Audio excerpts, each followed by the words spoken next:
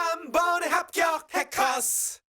제가 공부를 쭉 해보니까 공부에 왕도는 없거든요. 그러다 보니까 이렇게 해야만 100% 합격합니다, 이렇게 사기는 못 치겠어요.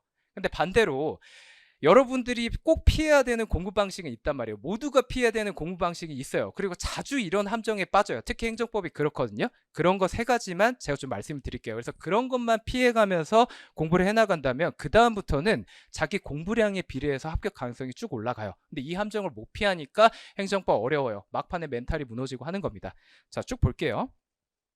자, 일단 앞에 뭐 제가 개관을 한 거고, 첫 번째, 자, 꼭 피해야 되는 유형 첫 번째는요, 후반부에 행정부 과목 특성인데 민법, 형법은 안 그래요. 소송법이랑 그냥 앞에 실제법을 따로 배워요. 그래서 민사소송법이 따로 별도의 과목으로 있고, 형법은 형사소송법이 따로 있는데, 이 행정법만큼은 우리 행정법 총론이라 해놓고 사기를 쳐요. 막판에 행정소송법이란 게 있습니다. 근데 이걸 모르고 그냥 공부 시작해요. 유경험자분들 알잖아요. 그런 거 있는지도 모르고 공부했는데 갑자기 막판에 소송법 나옵니다. 자, 모든 책의 구성이 거의 똑같거든요. 1장에서 뭐 8장, 9장으로 구성이 되는데 최다 8장, 9장의 소송법을 배치를 합니다. 우리 눈에 제일 띄는 건 어디예요? 2장, 행정작용법이라는 이 2장하고 마지막 끝판왕이 행정소송법이죠. 그래서 가장 이상적인 거는 우리가 2달 동안 기본이론 진행을 하면서 제일 이상적인 게 이거예요. 이때쯤 중요하다고 하면 눈에 힘 딱 주고 여기 집중을 했다가 살짝 긴장 풀었다가 이때 심기일전해서 이때 집중을 하면 돼요. 그렇게 하면 좋은데 사람 집중력이 그렇게 유도리 있게 조절이 안 돼요. 보통은 어떻게 되냐면 이 노란색 선이 있잖아요. 이게 여러분 집중력을 나타내는 기울기, 나타내는 선이거든요. 2달 쭉 집중하다 보면 사람이기 때문에 막판 가서 집중력이 많이 줄는단 말이에요. 그래서 이 부분 같은 경우는 그래도 균형이 좀 맞아. 중요한 부분에 여러분들이 집중을 해주니까 공부가 많이 되는데, 이 부분 되면 지치고 지금 힘들잖아요. 설명이 지금 1시간째 이어지고 있잖아요. 갑자기 행정법이라는 무거운 얘기 해버리면 집중력이 저하된다고. 근데 문제는 뭐예요? 얘가 끝판왕이 튀어나온다고요. 소송 얘기가 나오고 나한테 너무 생소해. 근데 문제는 뭐냐면 출제 비중 자체도 높을 뿐더러 강사가 갑자기 이때 돼서 그런 얘기를 합니다. 여러분, 지금껏 앞에서 겨우 배웠던 거 있잖아요. 이거 결국 다 소송하고 연계가 됩니다. 근데 그도 그럴 게 법을 궁극적으로 공부하는 이유가 뭐예요? 결국에는 이걸 소송으로 갖고 가서 내가 무기로 써먹거나 아니면 반대 입장이면 방어 수단으로 써먹기 위해서 공부하는 거잖아요. 그렇잖아요? 그렇기 때문에 결론적으로 소송이라는 구체적인 맥락 속에서 비로소 이 모든 내용이 의미를 부여받는 거예요. 그래서 이 소송법이 중요할 수밖에 없는데, 이때 돼서 이걸 내려놓게 되면 이 자체적으로 출제 비중이 높을 뿐만 아니라 모든 게 유기적인 연계도가 높은 이 부분을 스스로 포기하는 셈이 된다. 그래서 저는 자, 이런 괴리가 생긴다는 거죠. 그래서 저는 수업을 어떻게 진행을 하느냐면 이렇게 합니다. 그 대안으로서 어차피 막판 가서 여러분 힘내세요 해봤자 이미 졸고 있는 사람을 깨우기가 정말 힘들어요. 그렇기 때문에 뒤에 있는 파트, 뒤에 있는 소송법 파트를 앞으로 갖고 와서 2시간 정도 개관을 하고 시작을 해요. 개관을 하고 시작하고 일단 뒷부분에 소송법 파트라는 게 있거든요. 여러분들 대충 이런 식으로 진행이 됩니다. 나중에 놀라지 마세요 하고 개관을 해놓은 다음에 그 다음에 다시 1장으로 돌아와서 순서대로 진도를 쭉 나가는데 유기적인 연계도가 높댔잖아요. 그때그때 소송하고 연계되는 부분이 있다면 그걸 그때그때 짚어주는 거예요. 여기까지가 이제 1번 후반부 소송 파트에서 여러분들 집중력을 놓으면 안 된다.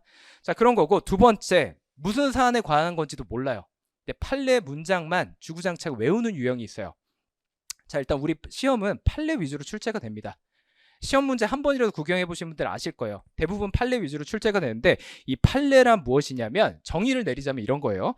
분쟁 사안에 대해서 대법원이 내린 법적 결론입니다. 그럼 구체적으로 얘기해 보자면 행정청이 맨날 갑질을 해요. 허구한 날 갑질을 하는데 국민 입장에서 맨날 의례지에 있는 국민이 맨날 두드려 맞다가 어느 날 내가 못 참겠으니까 둘이 싸움이 붙은 거예요. 근데 원만히 해결이 안 되니까 소송을 가게 되는 거고, 1심에서 해결 안 되니까 2심 가고, 2심에서 안 되니까 3심까지 가서 대법관 나으리들께서 야, 법적으로 봤을 때 이번 건은 원고인 국민 말이 맞아. 아니다, 이번엔 피고인 행정처 말이 맞아. 이렇게 결론을 내준다는 건데, 그러면은 이 결론을 잘 이해하려면 어떻게 해야 돼요?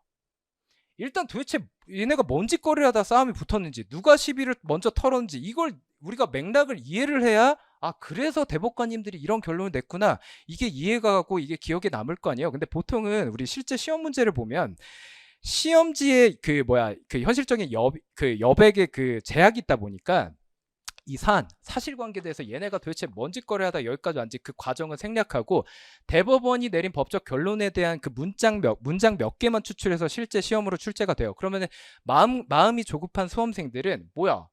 분쟁 사안에 대해서 법적 결론 위주로 출제된다는데 결국은 이 두 번째 부분, 이 결론 부분만 시험에 나오는 거네? 라고 하면서 사안을 이해를 안 하고 그냥 결론 부분만 드립다 외워요. 이렇게 되면 어떻게 돼요? 이거는 운전면허 필기시험 공부하는 거랑 똑같아요. 결론만 눈에 바르면은 여러분들 면허 따보신 분들 아시겠지만 필기시험장 나오고 나서 기억나는 거 하나라도 있어요? 기억이 날 수가 없죠. 왜냐면은 이 지식, 이 결론이 어떻게 도출되는지 그 구체적인 맥락을 하나도 이해를 못하고 그냥 결론만 외웠으니까. 그렇게 공부하면 안 된다는 거죠. 그 공무원 시험, 공무원 시험은 그렇게 하면 안 된다는 거예요. 그래서 드라마를 보면 결말이 머릿속에 계속 남아있는 이유가 뭐예요? 남주인공, 여주인공이 어쩌다가 사랑에 빠져서 이런 해피엔딩을 맞이했는지 아니면 어쩌다가 어떤 과정을 거쳐서 새드엔딩 맞이했는지 그 스토리텔링을 이해를 하니까 그게 뇌리에 박혀 있으니까 내가 그 결말이 기억이 남는 거 아니에요? 그쵸? 그러니까 드라마로 치면 우리가 스토리를 알아야 그게 이해가 잘 되는 것만큼 우리도 공부를 그렇게 하자는 겁니다. 그래서 저는 어떻게 하냐면 일단 대법원 판례라는 게 뭐 나중에 책 보면 아시겠지만 줄글로 막 결론을 얘기를 해요. 근데 그러면은 그거에 전제가 되는 사안이 항상 있을 거 아니에요. 그 사안 같은 경우 제가 말로 썰을 풀거나 백날 텍스트로 제시를 해봤자 어차피 여러분들 너무 드라이하니까 다 무시합니다. 그렇기 때문에 일단 도식화를 해요. 일단 이거 가지고 머릿속에 이미지로 박아놓고 아 이런 사안이라서 이 결론이 나온 거구나 이해를 하고 그 다음에 결론을 공부를 시킨다는 겁니다. 이런 식으로 공부를 해야 되는데 보통 마음이 급하니까 여기 밑줄 쳐진 거 막 뭐 있고 하면은 그 키워드만 일단 외워버린다고요. 그러니까 기억이 안 남는 거예요. 그래서 이 대법원 판례 기준으로 보면 이게 지금 두 부분으로 나눠 있어요. 나눠 있는데 이게 판례 번호 보시면 아시겠지만 한 가지 판례입니다. 두 가지 시나리오를 제시하고 있는 건데 네가 이 사안 이런 사안이라면 이런 결론 저런 사안이라면 저런 결론이 맞다. 근데 네가 처한 사안은 이거니까 지금 이 결론이 맞다. 이렇게 제시를 하고 있는 거예요. 그러면은 시험에서는 두 개를 다 안 내요. 무작위로 둘 중에 하나만 내요. 그러면은 그 결론에 대한 정오 판단을 하려면 어떻게 해야 돼요? 아, 이 지문이 전제하고 있는 사안이 이거구나. 이걸 캐치를 한 다음에 그렇다면 논리적으로 이 결론이 나오는 게 맞겠지. 이렇게 가야죠. 그리고 마지막인데요. 조금 비유적인 표현이긴 한데 수학으로 치면요. 공식은 다 건너뛰고 구구단만 주구장창 외우는 경우가 있어요. 무슨 얘기냐면 앞에서 우리 시험이 판례 위주로 나온댔죠. 근데 그 판례는 법적 분쟁에 대해서 대법원이 결론을 제시해요. 근데 대법원이 결론을 제시해야 되는데 그때그때 마음 내킨 대로 아무렇게나 너는 인상이 좋으니까 너 원고승 피고는 인상 더러우니까 너 패소 이렇게 하진 않을 거 아니에요. 기본적인 원리가 있기 마련이고 그 우리 법학에서는 기본적인 법리라고 합니다. 법적인 논리 줄여서 법리라고 해요. 그게 있으니까 적용이 돼서 이 사안에 대한 결론이 도출이 된 건데 수학으로 치면 공식입니다. 구구단까지는 어떻게든 머리에 담고 다닐 텐데 그걸 넘어서면 내가 외울 수가 없다고요. 그래서 공부량을 줄이려면 어떻게 해야 돼요? 공식을 이해하고 그걸 각 적재적소에 활용할 준비를 해야겠죠. 행정법 얘기로 돌아보자면 이런 겁니다. 판례가 엄청나게 많이 출제가 됐는데 현실적으로 다 못 외워요. 지금 여러분들 설명에 와 있는 이 순간에도 대법원에서는 계속 선고를 하고 있거든요. 모든 걸 외울 수가 없으니까 수학으로 치면 구구단에 해당되는 가장 기본적이고 중요하고 빈출되는 거 위주로 일단 외워요. 근데 나머지 것들, 그걸 넘어서는 것들도 분명히 시험에 나오고 중요한 거라서 내가 외웠는데 시험장 들어가면 막상 불안하고 떨리고 이러니까 기억이 안 나는 경우도 있어. 그럼 이거 어떻게 할 거예요? 찍어야죠. 근데 찍더라도 최대한 확률을 높여서 찍어야 될 거 아니에요? 예를 들어 수학에서 14 곱하기 16이 나왔는데 내가 외운 모든 경우의 수 중에 14 곱하기 16이 없어. 안타까워. 근데 그럼 그냥 냅둘 거예요? 아니죠. 이 공식 안에다가 이거 넣고 그 다음에 어떻게든 이 기본 원리를 이용해서 때려 맞춰야죠. 마찬가지예요. 대원 판례 나왔는데 내가 모르는 게 나왔다고 하면 그냥 포기하고 마는 게 아니라 내가 원래 아는 기본적인 법리를 적용해서 이런 사안이라면 원고가 이겼겠지? 아, 피고가 했던 행동이 위법한 거겠지? 라고 결론을 내려서 어떻게든 때려 맞춰야 되는 겁니다. 그래서 수험생들이 또 마음이 조급하니까 대법원 판례 막 외워요. 개별적으로 막 결론부터 외웁니다. 보통 그렇게 많이 하실 거예요. 막 OX 지문 어쩌고 해가지고 막 어플 써가면서 이렇게 막 외워요.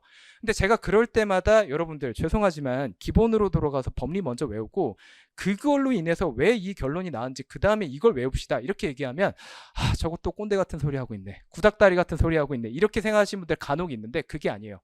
저는 지금 꼼수를 얘기하는 거거든요. 모든 걸 다 공부를 할 수가 없으니까 기본 법리를 탄탄히 먼저 공부를 해서 혹여나 내가 대비하지 못한 판례가 나오면 잘 때려 맞추자. 잘 찍자. 그러려면 기본 법리 먼저 공부하고 대원 판례 결론을 넘어가야 되는데 이 순서를 생략하고 암기하는데 급급하니까 행정법이 어려워지고 공부를 그르치게 되는 거다. 이런 얘기입니다. 여러분들 내년에 준비하시는 거 모두 다 이루시길 기원하겠습니다. 감사합니다.